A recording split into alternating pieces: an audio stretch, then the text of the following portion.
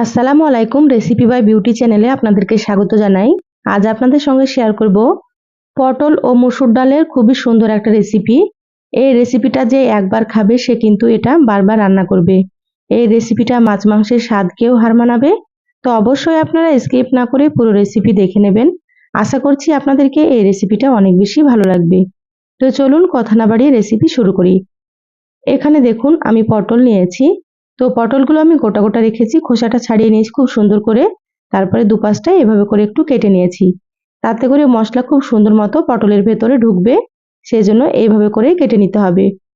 পটলগুলো খোসা ছাড়িয়ে খুব ভালোভাবে ধুয়ে পরিষ্কার করে তারপরে পানিটাকে ঝরিয়ে নিয়েছি। তো এখানে পরিমাণ মতো নিয়েছি, আপনারা কিন্তু আপনাদের পরিমাণ মতো নিয়ে নেবেন।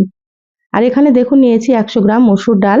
তো ডালটাও আমি আমার পরিমাণ মতো নিয়েছি, আপনাদের যতটা প্রয়োজন সেইভাবে করে নিয়ে নেবেন। এবার গ্যাস অন করে কড়াই দিয়ে দিচ্ছি এখানে সর্ষের তেল। তো এখানে আমি 2 টেবিল চামচ মতো সর্ষের তেল দিয়ে দিলাম। তেলটা প্রথমে খুব ভালোভাবে গরম করে নেব। তো এখানে আমি সর্ষের তেলে রান্না করছি, আপনারা চাইলে সয়াবিন তেল দিয়েও রান্না করতে পারেন। তেল গরম হয়ে গিয়েছে, এখানে আমি সামান্য একটু দিয়ে দিলাম হলুদ গুঁড়ো। এবার আমি এখানে পটলগুলো দিয়ে দিচ্ছি। প্রথমে তেলের মধ্যে একটু হলুদ দিলে পটলগুলো দেওয়ার সময় কিন্তু তেলটা ছিটকাবে না, সেজন্য আমি প্রথমে হলুদটা একটু দিয়ে দিলাম। এবার খুব ভালোভাবে মিশিয়ে নিচ্ছি। এবার আমি এখানে সামান্য একটু দিয়ে দেব লবণ। লবণ আমি পরে আবারও ব্যবহার করব, সেজন্য এখানে অল্প করে দিয়ে দিচ্ছি। এবার নেড়েচেড়ে পটলগুলো খুব ভালোভাবে ভেজে নিতে হবে। পটলগুলো ভাজলে কিন্তু খেতে অনেক বেশি ভালো লাগবে। তা আপনারা অবশ্যই কিন্তু পটলগুলো সুন্দর করে ভেজে নেবেন।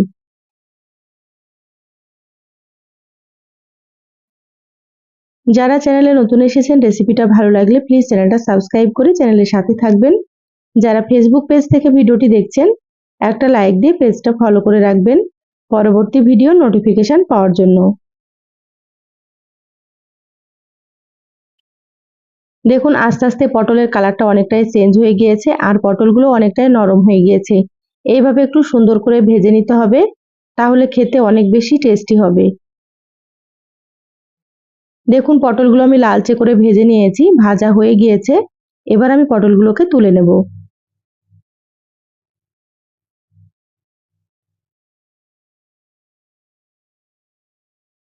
পটলগুলো তুলে প্লেটে রেখে দিলাম। আবারও কড়াই দিয়ে দিচ্ছি 1 টেবিল চামচ মতো সর্ষের তেল। এবার তেলের মধ্যে দিয়ে দিচ্ছি এখানে গোটা গরম মশলা। তো এখানে 2টো এলাচ আর 2 টুকরো দিয়ে দিচ্ছি দারুচিনি, আর দিয়ে দিলাম একটা তেজপাতা, আর এখানে দিয়ে দিচ্ছি হাফ চা চামচ গোটা জিরা। এবার সবগুলোকে একটু ভেজে নেব। সুন্দর একটা ফ্লেভার আসা পর্যন্ত এভাবে করে একটু ভেজে নিতে হবে। দেখুন সবগুলো ভেজে নিয়েছি। এবার এখানে দিয়ে দিচ্ছি পেঁয়াজ কুচি। তো এখানে আমি বড় সাইজের একটা পেঁয়াজ কুচি দিয়ে দিলাম। এবার পেঁয়াজটাকে হালকা করে ভেজে নিতে হবে। গ্যাসের আঁচ মিডিয়ামে রেখে ভেজে নিচ্ছি। আমার চ্যানেলে আরো অনেক রেসিপি আছে, চাইলে আপনারা রেসিপিগুলো দেখে নিতে পারেন। আমি সবসময় ঘরে থাকা উপকরণ দিয়ে রেসিপিগুলো দেখানোর চেষ্টা করি। খেতে খুবই ভালো হয়। আপনারাও রান্না করে খেয়ে কমেন্ট করে জানাবেন আপনাদেরকে কেমন লেগেছে। দেখুন পেঁয়াজগুলো ভাজা হয়ে গিয়েছে, এভাবে ভেজে নিতে হবে। এবার দিয়ে দিচ্ছি 1 চা চামচ আদা বাটা, আর এখানে দিয়ে দিচ্ছি হাফ চা চামচ রসুন বাটা। এবার আদা রসুনটাকে একটু ভেজে নেব, যাতে করে আদা রসুনের কাঁচা গন্ধটা চলে যায়। তো এইভাবে 4 থেকে 5 মিনিট মতো মিডিয়াম আঁচে ভেজে নিচ্ছি। তাহলে সুন্দর মতো ভাজা হবে, আদা রসুনের কাঁচা গন্ধটা চলে যাবে। দেখুন আদা রসুন ভেজে নিয়েছি। এবার এখানে আমি দিয়ে দিচ্ছি টমেটো কুচি। তো এখানে আমি ছোট সাইজের 2টো টমেটো দিয়ে দিলাম। আপনারা বড় সাইজ হলে একটা দিয়ে দেবেন, তাহলে হয়ে যাবে। দিয়ে দিলাম স্বাদ মতো লবণ। তো প্রথমে যেহেতু পটল ভাজার সময় আমি লবণ দিয়েছিলাম, তো সেটা বুঝে এখানে লবণটা দিয়ে দিতে হবে। আপনারা সেইভাবে দিয়ে দেবেন। এবার দিয়ে দিচ্ছি হাফ চা চামচ হলুদ গুঁড়ো, আর এখানে দিয়ে দিচ্ছি হাফ চা চামচ মতো ধনিয়া গুঁড়ো, হাফ চা চামচ দিয়ে দিচ্ছি জিরা গুঁড়ো। আপনারা চাইলে এখানে ধনিয়া এবং জিরা বেটেও ব্যবহার করতে পারেন। আর দিয়ে দিচ্ছি অল্প একটু মরিচের গুঁড়ো। এখানে আমি কাঁচা মরিচ ব্যবহার করব, সেজন্য এখানে হাফ চা চামচ মতো মরিচের গুঁড়ো দিয়ে দিলাম। আপনারা যেমন ঝাল খাবেন সেভাবে করে মরিচ গুঁড়োটা ব্যবহার করবেন। এবার এখানে সামান্য পরিমাণে একটু পানি দিয়ে দিলাম। অবশ্যই এখানে একটু পানি দিতে হবে, না হলে শুকনো মশলাগুলো পুড়ে যাবে। এবার গ্যাসের আঁচ মিডিয়ামে রেখে মশলা খুব ভালোভাবে কষিয়ে নেব। মশলাটা যত ভালোভাবে কষানো হবে রান্নাটা কিন্তু তত বেশি ভালো লাগবে খেতে। একটু সময় নিয়ে কষিয়ে নিচ্ছি।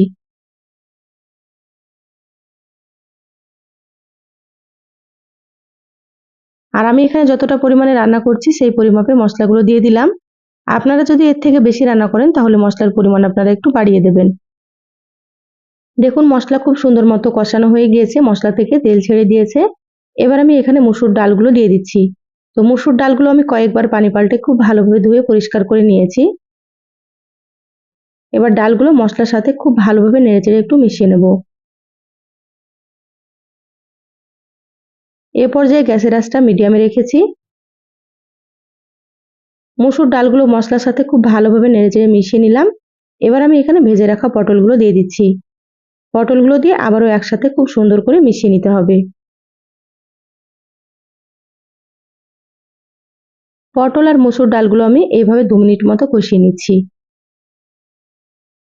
খুব বেশিক্ষণ সময় ধরে কষানোর দরকার নেই, যেহেতু পটলগুলো ভাজা আছে, সেজন্য এভাবে 2 মিনিট মতো কষিয়ে নিলে হয়ে যাবে। পটল আর মসুর ডালগুলো 2 মিনিট কষিয়ে নিয়েছি। এবার আমি এখানে দিয়ে দিচ্ছি সেদ্ধ হওয়ার জন্য পরিমাণ মতো পানি। তো এখানে আমি 3 কাপ পরিমাণে পানি দিয়ে দিচ্ছি। যেহেতু মসুর ডাল আর পটলগুলো সেদ্ধ হবে, সেজন্য পানির পরিমাণ একটু বেশি দিতে হবে। খুব ভালোভাবে নেড়েচেড়ে মিশিয়ে নিলাম। এবার আমি এখানে দিয়ে দিচ্ছি 3টে চেরা কাঁচামরিচ। আপনারা যেমন ঝাল খাবেন সেইভাবে করে কাঁচামরিচ এখানে দিয়ে দেবেন। এবার আমি ঢাকা দিয়ে রান্না করে নেব প্রায় 10 থেকে 12 মিনিট মতো। তারপরে আপনাদেরকে দেখাচ্ছি। তো 12 মিনিট আমি রান্না করে নিয়েছি। এবার আমি ঢাকাটা খুলে নিচ্ছি। গ্যাসের আঁচ মিডিয়ামে রেখে রান্নাটা করে নিতে হবে। তাতে করে ডাল আর পটলগুলো খুব সুন্দর মতো সেদ্ধ হবে আর পানিটাও ঠিকঠাক হয়ে যাবে। তো আমি মাঝে ঢাকা খুলে একটু নেড়েচেড়ে নিয়েছিলাম। আপনারাও কিন্তু মাঝে ঢাকা খুলে একটু নেড়েচেড়ে নেবেন। তাতে করে সমান মতো সেদ্ধ হবে সবকিছু। পটল আর মসুর ডালগুলো খুব সুন্দর মতো সেদ্ধ হয়ে গিয়েছে। আপনারা হয়তো দেখেই বুঝতে পারছেন। এবার আমি এখানে দিয়ে দিচ্ছি 1/2 চা চামচ ভাজা জিরা গুঁড়ো। ভাজা জিরার গুঁড়ো দিলে ফ্লেভারটা কিন্তু খুবই ভালো লাগে। তা আপনারাও একটু দেওয়ার চেষ্টা করবেন। আর এখানে আমি দিয়ে দিলাম 1 চা চামচ ঘি। 1 চা চামচ ঘি দেওয়ার কারণে কিন্তু এই রান্নার টেস্টটা খুবই সুন্দর আসে। তা আপনাদের হাতের কাছে থাকলে অবশ্যই 1 চা চামচ এখানে আপনারা ঘি ব্যবহার করবেন। দেখবেন খেতে অনেক বেশি সুন্দর হবে। এবার একসাথে খুব ভালোভাবে নেড়েচেড়ে মিশিয়ে নিচ্ছি।